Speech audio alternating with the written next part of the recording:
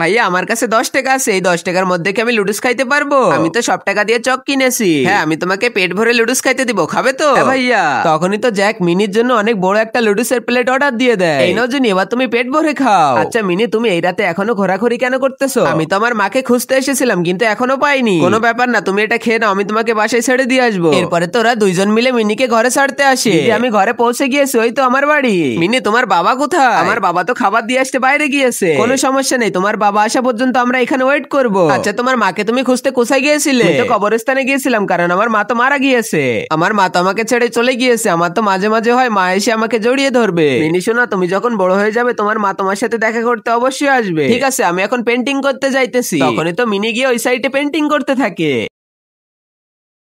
ভাইয়া দিদি তোমরা নিচে এসো, দেখো কত সুন্দর পেন্টিং করেছি। হ্যাঁ হ্যাঁ মিনি, আমরা এখনই আসতেছি। তারা তখনই নিচে তাকিয়ে দেখে তার মায়ের পেন্টিং করে সেখানে মিনি অনেক কান্নাকাটি করতেছে। আর আগে মহান আল্লাহকে তুমি ভালোবাসলে লাইক এন্ড সাবস্ক্রাইব করে দাও। আর পার্ট 2 দেখতে চাইলে অবশ্যই কমেন্টে পার্ট 2 লিখো।